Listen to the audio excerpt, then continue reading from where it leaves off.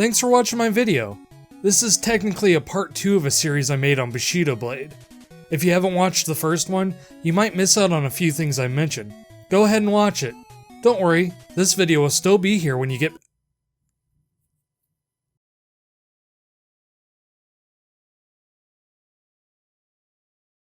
Welcome back, viewer.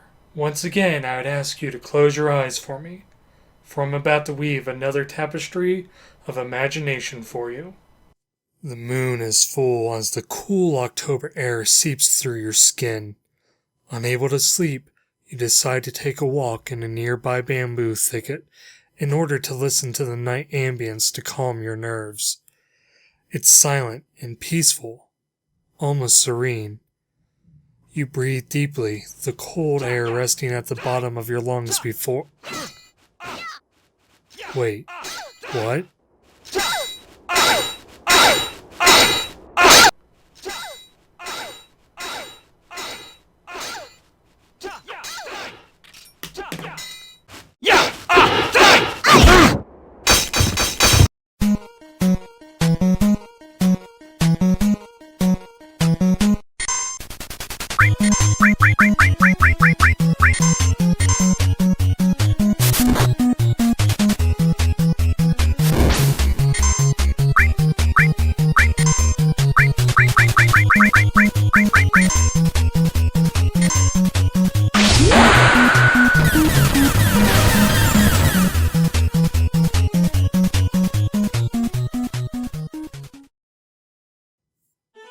Released a year after the original in Japan on March 19th, 1998, by all means Bushido Blade 2 should have been the better game. With a more experienced staff that have proven themselves once before, a bigger budget, a new and improved engine, sharper graphics, more characters, more levels, English voice acting, and a redesigned combat system, Bushido Blade 2 should have been the bigger release in 1998 alongside Parasite Eve and Xenogears. Even though it sold fairly well by most standards, critics, as well as consumers, rated it an overall worse game than its predecessor, even though technically speaking, the game was better. I want to make one thing clear. I do not hate this game. I don't even dislike it. I'm not saying it's bad or even just average. As a game, it's fun, and I probably put as many hours into it, if not more, than the original Bushido Blade. Despite lower review scores, the game itself was well received, and it comes highly recommended if you enjoyed the original. What I'm here to debate is how a few simple design changes affected the game as a whole. More often than not, sequels are just the bigger, better, and prettier versions of its prior game. That's not always the case, obviously. Sometimes a sequel may change the entire game as we know it. Some games might just be the same with a few new characters or a slightly different story. Hell, we've entered an era where a sequel will often come with less content than its prior release.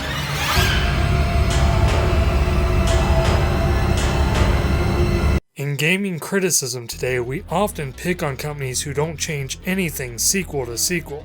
Madden, Assassin's Creed, Call of Duty, they're often the whipping boy for this crime, and not that it's entirely undeserved, but let's be real here. If the next Call of Duty was released, and instead of the fast-paced first-person shooter it became known for, you had a turn-based card game, most of you who already enjoy the series would rightfully be pretty upset.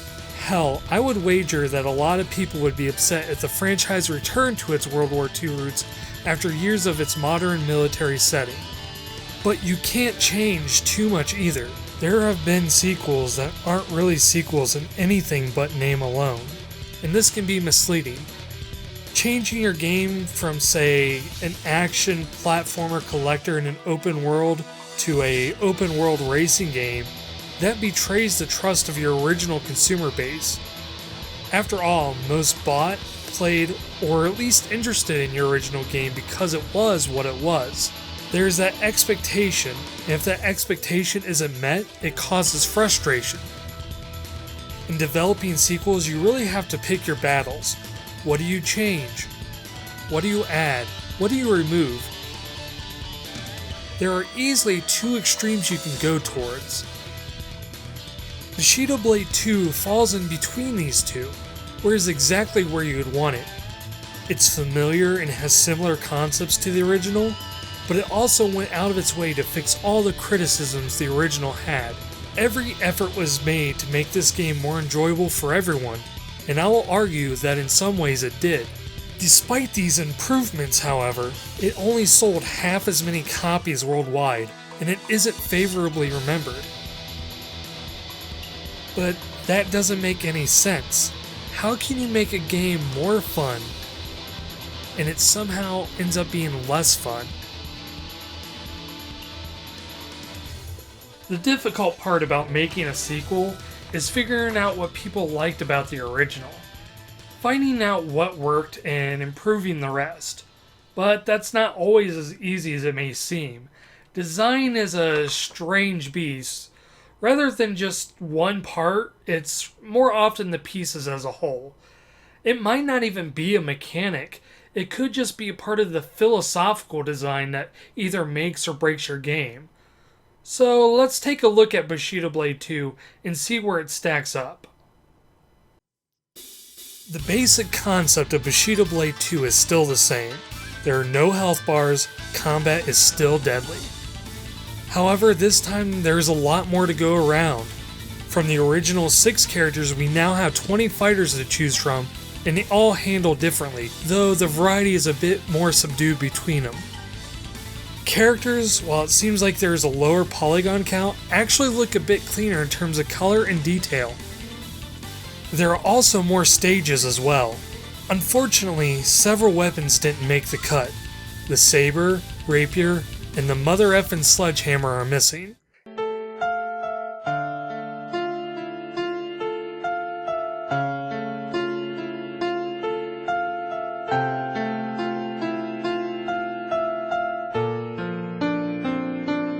Instead, we get a Japanese spear, a yari, replacing them. Interestingly, only certain characters can use the yari, and others can use the naginata, making the selection only 5 per character, which feels limiting. You still have the story mode that has a unique perspective of the story for each character, though they follow the same path depending on one of the 2 schools you pick. The story itself is a bit strange. I'm not sure of the canon, but it appears that the new Kagami and the original's characters, minus Black Lotus, no, still not that Black Lotus, all worked out in the end because they now run the dojo and have kept the Ugiri from falling into the wrong hands. However, another school of creative anachronisms want the sword as it was originally theirs. Not only that, but they also want to use the sword to kill the last descendant of the Kagami clan, which was the little girl who gave you your weapons in the original. But the newer Kagami know this and unleash a counter-assault to kill the leader of the Shinto? Yeah, the story still isn't winning any awards, but I honestly enjoyed it a bit more. I'm not sure if it's the campiness of the PlayStation 1 voice acting. A grudge? This is no petty grudge. This is revenge! The even more convoluted plot. It was 800 years ago that our ancestors, the Kagami family, betrayed the Sue family and... This sure has taken a while. Hope Sailor Moon's doing alright. Or out of a genuine attempt to make a more serious and storied lore, but it is more compelling. I really like the idea of 2 schools of thought going against each other, neither side right or wrong, but a historied past of betrayal is easier to enjoy. That, and the fact that you can go through it with each of the characters and see how each one becomes involved, with even 2 endings for the Shinto characters. And no craziness of not getting hit to see a true ending. The only challenge is if you want to unlock the other characters, you better not die when you have the chance to play as them. Interestingly, there is no exclusive point of view mode. Instead, you select POV when you can choose any of the single player modes, including Slash mode. All new from the original is a versus mode where you can fight through all the game's enemies if you just want to get straight into the action. There is a player versus player mode, as well as a new school versus school mode, which is set up more like a tournament. Overall, in terms of variety, Bushido Blade 2 gives you a lot more for your dollar. Combat is a whole different beast in this game, however. The game moves faster, and your character feels far more agile than in the previous game. Attacks often come out quick, even with the heavier weapons. You can still attack and remain safe from retribution, as long as you're not being overly aggressive and still pick your strikes. You can also move in and out of combat easily, making spatial control less of a factor. The game feels more limber as a whole, and that's great, but by the same stroke it's not. The game is a double-edged sword. In some ways it's better, but in other ways it falls short. Oh, just stop it! I'm sorry, I was just making a few... No one likes puns. But I was making a video on the YouTube. Quit it. Alright, sorry. Jeez. If you played the original, you might remember that you made full use of your face buttons. Triangle is your high attack, circle is your mid attack, and X was your low attack, with square being your parry. Bushido Blade 2 simplifies things though by making circle your vertical attack and X your horizontal attack, almost similar to Soul Calibur. Triangle sees no use and square no longer parries, but instead cycles through your stances, which were reserved for the R1 and R2 in the first Bushido Blade. This switch alone changes a lot about how the entire game is played. Not having the ability to target different zones of the body may seem like it gives you a lot less options on your offense, and it does, but sometimes less is more. Having less options available to you means you effectively learn more about the options that are available. It's intuitive in a lot of ways, and you effectively lower the skill floor required to be decent at the game. But in doing so, you also lower the ceiling with it. I personally miss being able to choose my attack because it made targeting areas very difficult. Most often I would see the enemy's exposed legs without a quick way to sweep them off their feet. Combat is more immediately decisive. Non-critical hits don't seem to have as much impact on your opponent's speed. Overall, it felt like there was less of a point for choosing to target strikes that might not kill an opponent. For instance, taking out opponents' legs no longer leaves them crippled. They can pull themselves up and keep fighting. Granted, this solved a rather annoying tendency for a particular dishonorable opponent to go for your legs and take you out of the fight just by running away until you press the select button to plead for your death, just to get on to the next fight. But in doing so, it made fights feel less about effectively attacking and more just about attacking. You can still take out their secondary hand. This removes their ability to throw the more deadly sub-weapons, and the ability to use 2 new stances and a few of the special moves and throws. But overall, it doesn't seem to weaken the opponent as dramatically as it once did.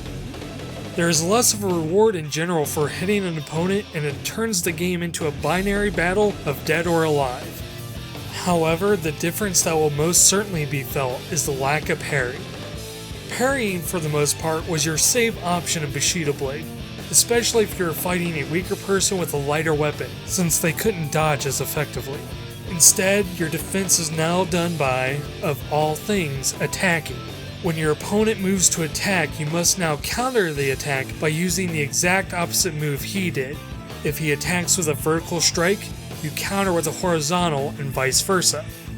Timing it correctly will earn you a perfect blue block, which gives you a frame advantage, allowing you to block the attack and counter with a move before your opponent can recover. Pressing the same attack as your opponent will often still block it, but this time with a green parry, but will leave you in a staggered condition. If the attack is deflected but not staggering, you'll have a red block. Pressing either the X or circle button will have your character do a counter lunge. Sometimes you'll end up getting multiple of these in a row, and you'll end up just beating down your opponent's defenses until you finally have an opening. However, these blocks aren't guaranteed. Your timing has to be perfect in some instances. Some attacks will actually open up your character's defenses, meaning an attack that might have easily hit your sword will go through while you're trying to block it. Unless you're an expert at blocking these attacks, the better option is usually to just dodge using your character's higher agility. Even the heaviest characters using the biggest sword are still surprisingly able to dodge out of the way. More often than not, blocks are more of a lucky circumstance than something you're actually looking for. All these changes make the game go at a far faster pace. Matches are quick and filled with a lot more sword swinging and dodging. They're also more entertaining to watch. Rather than just a slow duel where both samurai are hesitant, almost afraid to throw the first strike, this seems more like two berserkers simply going at it. However, actually playing the experience itself feels fairly shallow and not nearly as satisfying. This new pacing of combat makes it feel inconsequential. Combat now often devolves into going in for a strike, only to clash swords and attempt to swing again as soon as possible.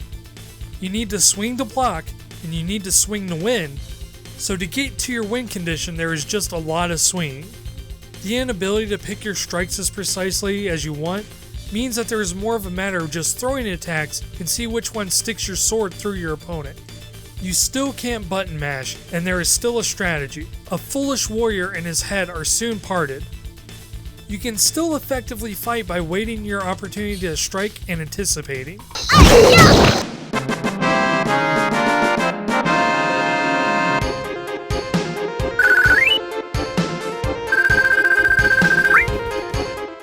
However, the pacing deflates the game as a whole.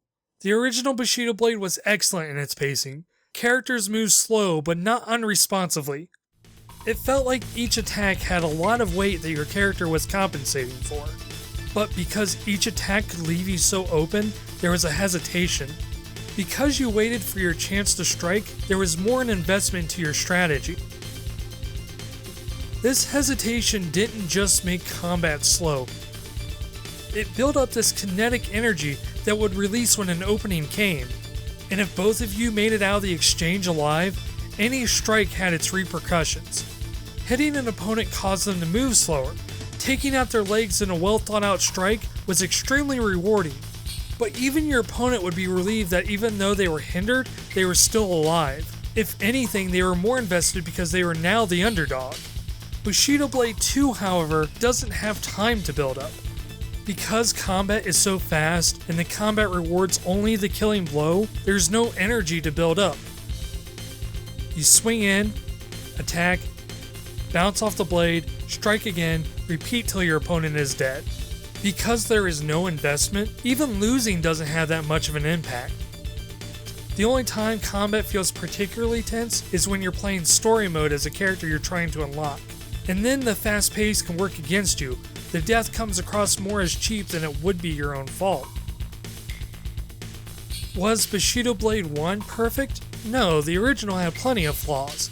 The combat did feel stiff, and the hit detection was sometimes very frustrating. And just because the game was deliberately designed slow doesn't necessarily mean it should feel slow. There were tons of improvements that could have been made, but the original seemed to have more thought put into its combat mechanics. Can't you try being a little nicer? But I'll give credit where credit is due. Bushido Blade 2 did do a few things right with its combat. There is a certain enjoyment that can be gained from the fast combat. And because of the simplicity, it allows newcomers to come in and enjoy it without feeling nearly as frustrated with the controls. But Bushido Blade just wasn't about combat. As mentioned in my previous review, the game had style to spare. It did a lot of things that no other game has even thought of doing. So how does Bushido Blade 2 compare? Well, what made Bushido Blade such a unique fighter wasn't just the fact that it was the first to do deadly combat. It was the style that came with it. The game might have been rough around the edges, quite literally, but there was a lot of polish added to it that made a small game seem huge. Bushido Blade 2, on the other hand, is a big game that feels like it plays it safe. Instead, it lacks a lot of that polish. I'm sure there were reasons, such as a budget or resource constraint, but with that removes a lot of the things that made the first game so memorable. First off, there is no open world and story mode. You could argue that having the open world and story mode wasn't necessary, and you would be right. Mechanics-wise, there were no real advantage to moving from one area into another, and you could easily play the game from the first level. In Bushido Blade 2, you'll start a stage fighting anywhere from 3 to 6 mooks before the stage's boss shows up. After that, the game will teleport you to another area, and you'll do the same thing 5 to 6 times before fighting the final boss, which has a fairly frustrating gimmick. Lightweight chose quantity over quality in order to pad out the single player experience. Typically, it's better to repurpose than remove. If nothing else, it would have been interesting if instead of just loading you to a new area, it would have had your character moving from area to area, fighting the mooks and bosses at certain points as you made your way to the enemy's base. This is by no means an original concept. Karateka had done this in 1984. Whether Squaresoft did not have the resources, time, money, or foresight to think of implementing and use for the open world can be debated, but it still seems sad to see it gone. But what is probably more disheartening is the lack of an actual Bushido mechanic. In the original, if you fought dishonorably in story mode, you were treated to a black screen with white text explaining how much you suck. This feature is missing, allowing you to fight as dirty as you want. Missing these rules takes a lot out of the game's personality. Instead, the whole experience just feels empty. Do any of these changes break the game? No. Would I trade any of the new improvements to get some missing features back? Probably not. I stand by the opinion that Bushido Blade 2 is flawed, but most definitely good. As a sequel, the game doesn't come across as remarkably better or worse, it's just different. And there's nothing wrong with being different. But what does hurt Bushido Blade 2 is that the experience comes across as forgettable, which is the biggest crime considering that the series has been so unique. I want to finish this up fast, so let's get on with it. All this came as a result of Lightweight trying to fix something that they were told was broken. There were a lot of people who criticized the stiff controls and lack of variety of the original. The same could be said for all the changes that they also made. They wholeheartedly wanted to make a better play experience. However, I feel it might have been a misunderstanding of what made Bushido Blade enjoyable to begin with, and possibly what a lot of the spiritual successors have misunderstood as well. I'm sure that many people only articulated Bushido Blade as a game where you, quote-unquote, die in one hit, and that concept alone was what made the game interesting and unique, and by simply having that and changing everything else for the better was fine. A video game should be fun, but the definition of fun is very subjective. It's why we have different genres, it's why we have different consoles, it's why we have both GoldenEye and Call of Duty. It's why we have video game reviews in the first place. Not only tell us which games are good or bad, but also so we can determine what games should be our definition of fun and which games are not. There is enough room in this world for both Bushido Blade and Bushido Blade 2.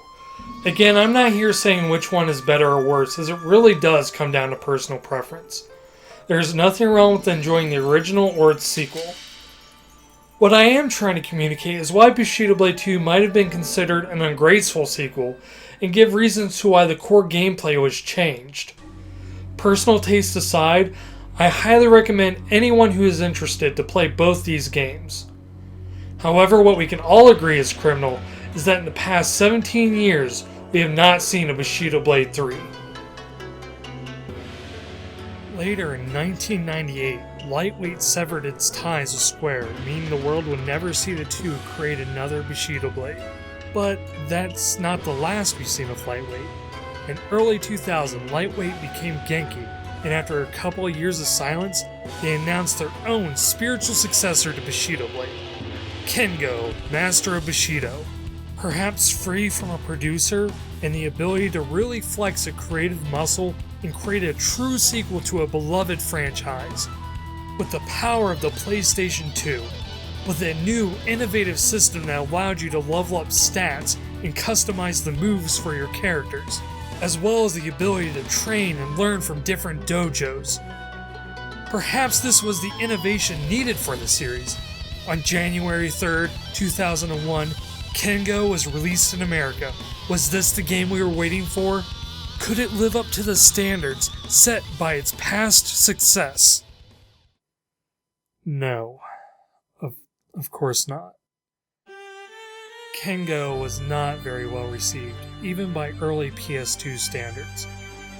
The combat system was panned for being nothing like Bushido Blade, and many complained of camera and control issues, as well as the poor graphics, and also missing are the one-hit deaths and area damage, instead being replaced by bleeding, which more often than not was not enough to affect any of the matches. Even without the legacy, or burden, depending on how you view it, it's hard to justify the existence of Kengo.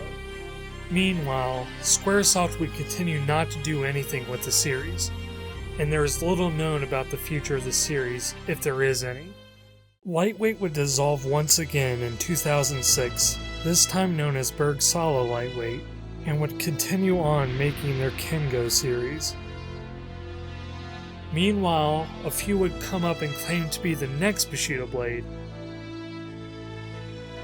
Games such as Spike TV's Deadliest Warrior, Meshov's Nidhogg, Ki Resonance by Absorb Reality, Samurai Gun by Technopants, and Blade Symphony by Puny Human would at least attempt to take up the mantle. And to their credit, each of their games do their own thing. But still, at least in my opinion, there hasn't been a game that's ever captured the essence of either Bushido Blade title. And unfortunately, I don't see one being made either. The question that needs to be asked is that do we really need another Bushido Blade? The originals hold up well enough. They might show their age, but they're still very playable, especially if you're into retro gaming. However, upon doing the research for this video, there was definitely an outcry.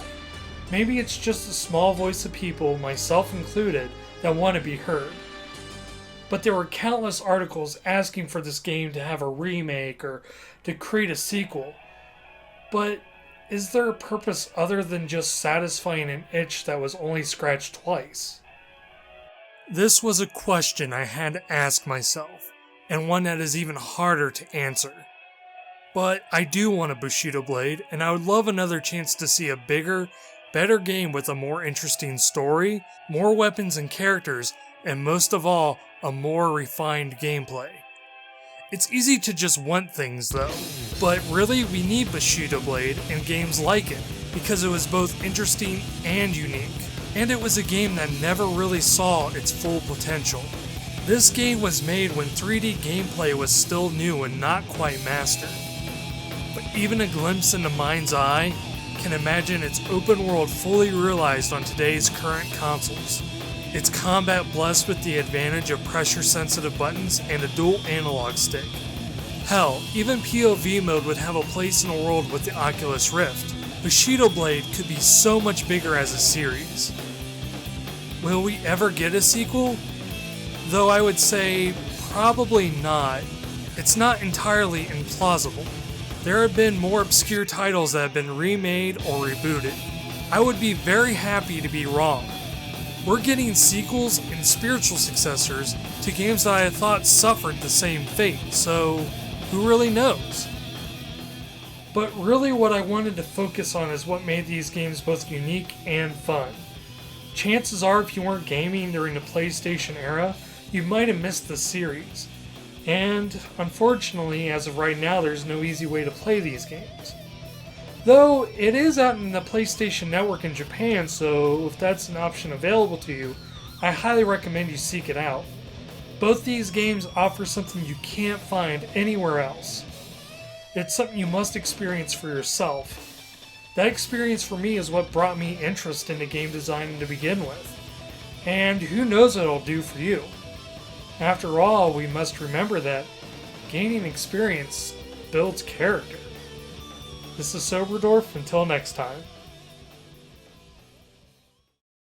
Hey, thanks for checking out my video. If you're interested in seeing more, you can check out my Sober stream where I talk about Final Fantasy Mystic Quest. But if you like that awesome last video sequence, you can go ahead and click for a version that just has the music. That way you don't have to hear my stupid voice. And if you want, you can always subscribe.